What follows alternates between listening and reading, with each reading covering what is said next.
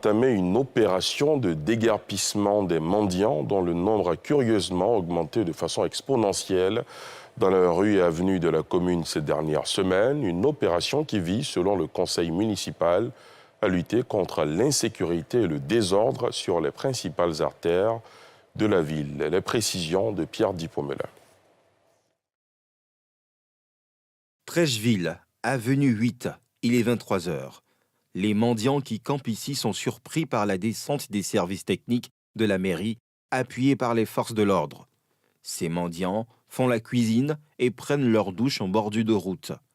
Enfants, femmes et personnes âgées ou handicapés sont tous embarqués avec leurs installations de fortune.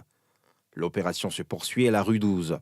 Elle consiste à dégager les voies devenues insalubres du fait de la présence et du nombre de plus en plus croissant ces dernières semaines de mendiants venus pour le plus grand nombre des pays de la sous-région.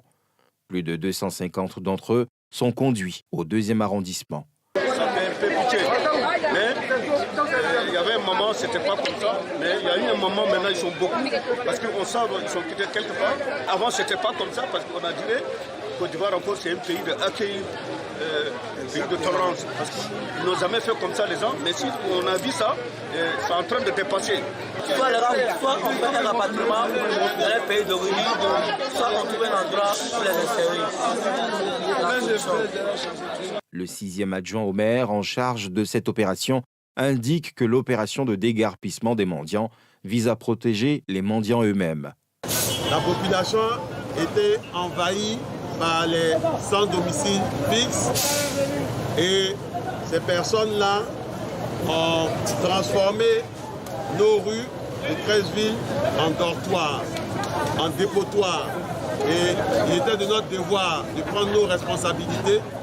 C'est ce que le conseil municipal, comme je le disais avec le maire à sa tête, nous a instruit de pouvoir faire une opération de déguerpissement de telle sorte à ce que nous puissions avoir un environnement sain pour notre population et que nous puissions aussi vivre comme on l'a toujours fait dans une Trècheville qui met loin d'elle tout ce qui est ordure, saleté et envahissement par des personnes dont nous ne connaissons pas l'origine et qui peuvent être aussi des sources d'insécurité.